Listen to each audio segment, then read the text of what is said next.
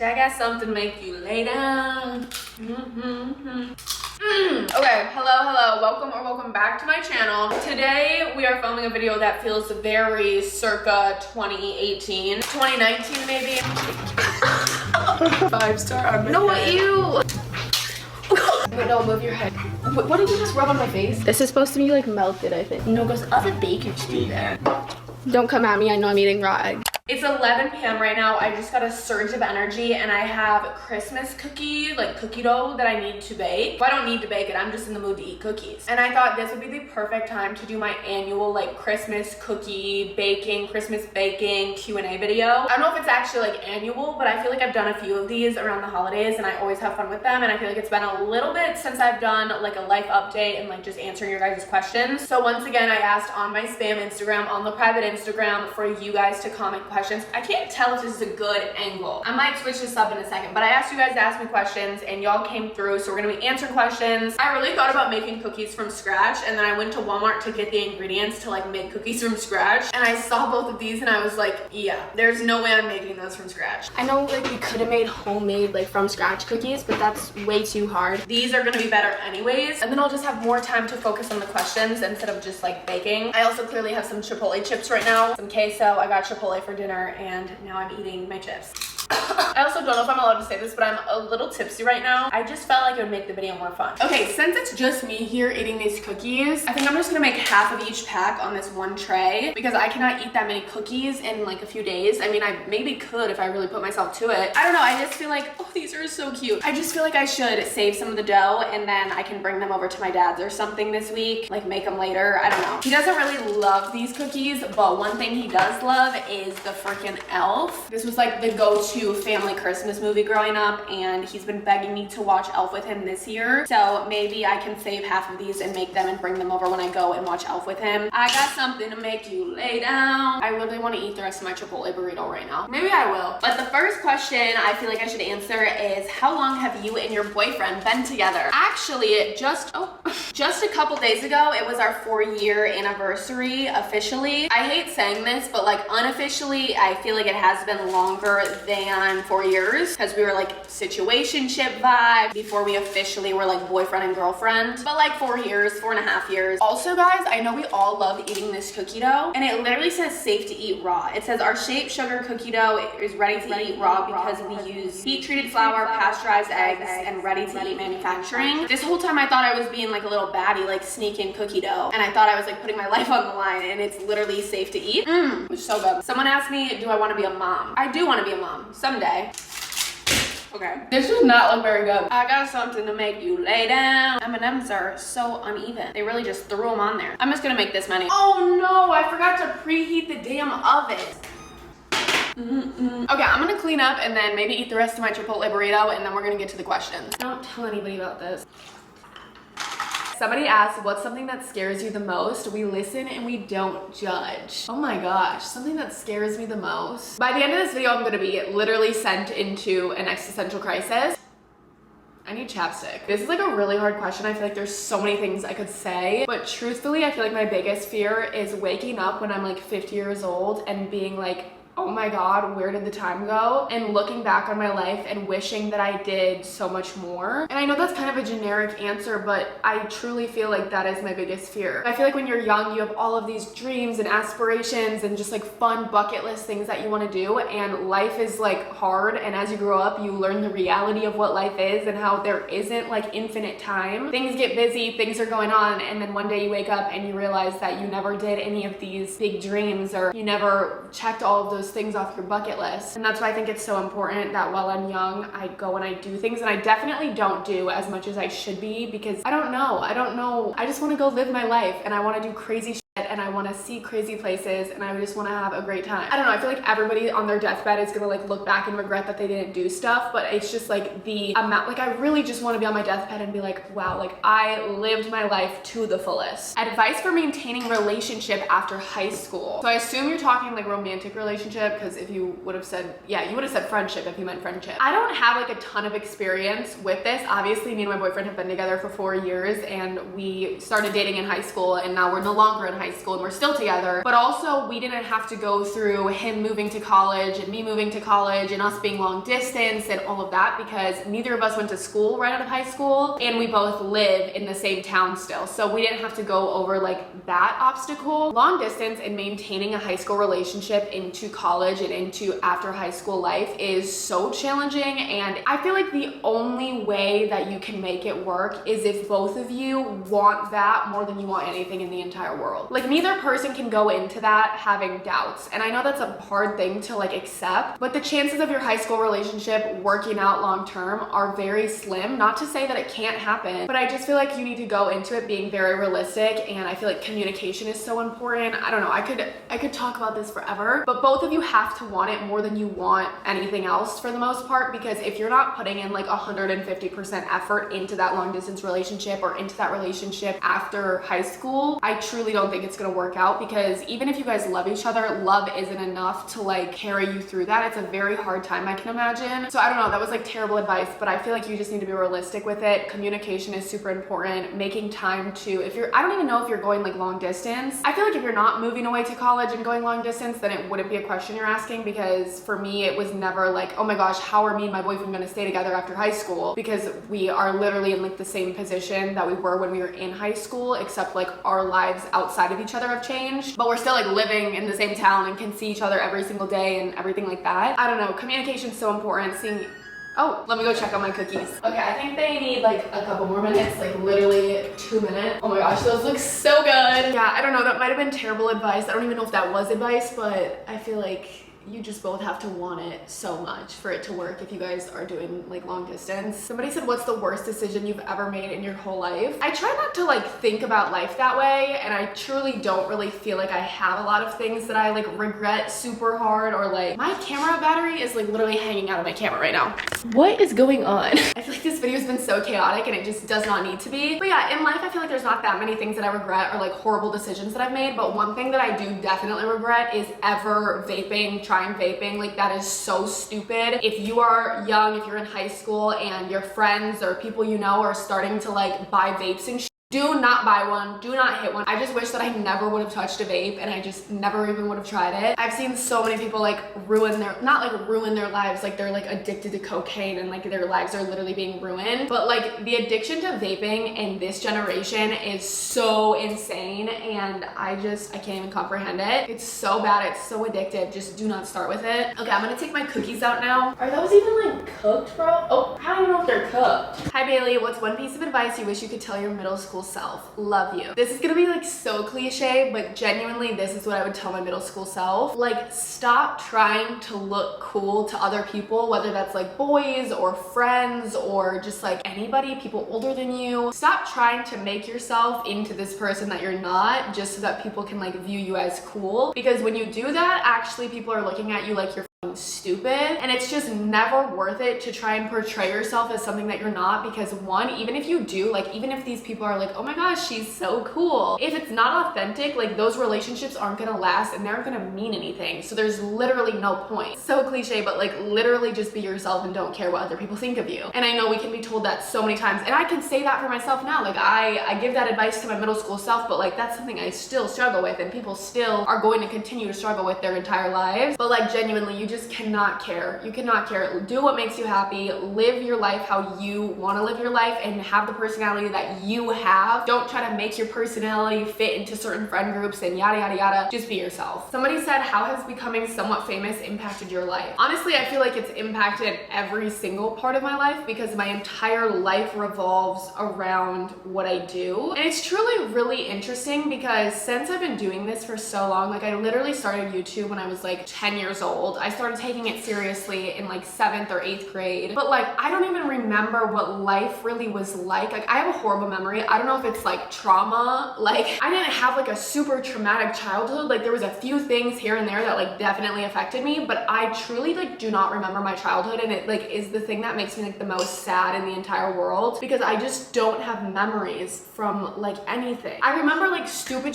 shit that doesn't matter. Like I could tell you the name of somebody that I met one time when I was 9 years old, but I cannot remember like anything throughout like elementary school or like any of my classrooms or like interactions in elementary school. Like I just do not remember any of it. So like I really don't remember what life was like before social media, and I feel like since it's kind of all I remember and it's all that I've known up until this point, like obviously it's not all that I've known, but like I feel like it hasn't impacted like me as a person that much, and I feel like a very normal person, and like it doesn't feel like this big thing. Like I feel like it impacted my life because one, it's like what I do for a living. Like I'm able to make money on social media, which is insane. I'm able to do what I love and create content and inspire you guys and sit here and literally drink a drink, make cookies and give you advice, and like somehow this is like helping me make money. That is crazy. That's insane. So I'm beyond grateful for this, and like I love it. But I just truly, since it happened so slow over such a long period of time, like in 8th grade freshman year, there was definitely like my blow up on YouTube where I was gaining like thousands and thousands and thousands of subscribers every single day. I was getting YouTube videos with like millions and millions of views. There was like that stage in my life, and that was kind of like, damn, like all of a sudden I'm blowing up. I just feel like my situation is so different than like a lot of these TikTokers that have blown up and like gained popularity, because literally within like the span of a couple months they go from nobody knowing them to like everybody knowing them, where mine has been like over the span of so many years on like a completely different platform. So I feel like I've had time to like slowly grow and like accept it and like adapt my life to it. I don't like the way that this answer is like coming off and sounding. I'm making it sound like I'm like famous, and this has been like an adjustment that I've had to make. I'm not famous. Like I feel like a normal ass person, and every time somebody comes up to me in public and is like, oh my god, like I love you, I'm like, why? I still feel exactly how I felt when I was making YouTube videos when I was in like 7th grade and nobody knew who I was and I barely had any followers. And I just feel like the life that I'm currently living is like keeping me to those roots, because like I could have moved out to LA, I could have, you know, made friends with all of these like other influencers and stuff, and I just didn't. So maybe if I was like surrounded by more of that, it would feel different. It's impacted my life fully because this has like changed my life, and YouTube has like completely set up the path in my life that I'm currently on. But like down to it, like I don't think that it's like really affected me as a person. I feel like these have got to be ready. But honestly, raw cookies are better than burnt cookies. I grabbed a plate of cookies. I'm definitely not gonna eat all of these. This is like a shit ton of cookies. My apartment smells so good right now. People keep asking me like where I see myself in the next 5 years or like next 10 years. Into that, I literally don't know. Like I don't even know what I want to do in the next 6 months. I don't know. I don't know. Do not send me into a spiral. Somebody said, do you ever reminisce / miss when your parents were together at the holidays? A little bit, but back to the memory thing, I don't really remember any holidays where like my family was like a family, which is really sad. Like I was not even that young when they like got divorced. Like I was like 8 or 9. Like, I feel like I should remember that. I don't remember my parents like being together, which is so sad. Barely. Like there's parts of it that I do, but like why do I not have a memory? Like that is horrifying. Anyways, I don't think that I like reminisce or like think about it too much, just because my parents are still like very cordial and they always have been. Like for Thanksgiving, when my mom had like her family over, my dad literally stopped by for a couple hours and like hung out with us. Like he still wants to see her family and her family still wants to see him, and like my parents like get along. It kind of feels like these last couple of holidays, or like whatever my dad does decide to come and hang out with like my mom's family, it's like the only time of year where it feels like my family is still like a family, like together. Because I'm sitting there and I'm like hanging out with my brother, and then I look across the room and I see my mom and my dad, and I see my aunt and uncle, and I see my grandparents, and it's like, oh my gosh, like my family is familying. So honestly, I don't think the holidays are hard because my parents have been so good throughout everything. What the fuck? They're not overcooked at all. The bottom is barely brown, but they're crunchy. Someone said, what do you do when you feel unmotivated to help you want to be productive? One of the biggest things when I'm just like sitting on my couch, sitting in my bed, scrolling on social media, like not doing anything when I know I need to be doing things, is getting up and taking a shower. I don't feel like my day is complete until I take my shower in the morning. So I feel like showers now, I used to be a night shower like all throughout high school when I was in school, just because I couldn't wake up early enough to like shower before school. But now that I'm not in school and I don't have to be up super early, I am able to like wake up and take a shower and like take my time, and that is one of my favorite parts of the morning. Like just like waking up so tired and like immediately getting in my shower, like it wakes me up and like makes me feel like my day has started. So if there's ever a point in my day where like I'm feeling super slow and I'm feeling super unmotivated and I literally am just like locked into my phone and like on social media, I'll get in the shower, and after my shower it feels like the start of a new day, and it feels like I can just like start over and I can like choose to be like motivated. So I don't know, things like that, like little resets, or like going for a walk or going for a run fun or just like doing something that's different. Like even if you can't get yourself motivated to clean your room or do your homework or get your work done, even if you can't jump right into that after being unmotivated, like trying to force yourself to do something like as simple as like walking down the street, try to find the easiest thing that you can do that's gonna like reset your body, reset your mind, and then hopefully you can find some motivation. I've definitely talked about this and I'm gonna answer it really short just because I have talked about it, but somebody said, do you enjoy living on your own or do you miss living with family? I think that those two things can definitely coexist. I love living on my own, but there is days where I do just kind of wish that I was like at home with my family. But I think it does help me being so close to my family. Like literally at any point in the day, I could just go and drive 10, 15 minutes and like be at one of my parents' houses. And I definitely don't do a good enough job of like getting over there. Like I eat dinner with my mom, like, you know, usually at least once a week. She'll make something and me and my brother will go meet up over there. And like I am seeing my parents like at least once a week, usually like twice a week, but I feel like I still don't do it enough. And I feel, I don't know, I love living alone. I wouldn't change anything. I just feel like it's not that hard for me to be like away from my family because they are still so close. If I was living in like a different state or something, I feel like I would maybe have a different answer. Someone said, how are you always put together? I am definitely not always put together. I am literally not at all. Social media is a highlight reel and I really try to be realistic on social media and I share like the good and the bad parts. But even with me like actively trying to do that and not trying, like I feel like a lot of people, you know, put an effort to their social media to like make it look extra good. I don't put any effort into like making it look good. Obviously I want it to look good, but like at the end of the day, I just like actually post and vlog like what's happening in my life. But you know, when I'm really down and things are not going well for me, I'm not recording it. I'm not taking pictures of it. I'm not posting about it. So I'm not always put together. Nobody is always put together. No matter what it looks like on social media, nobody is always put together.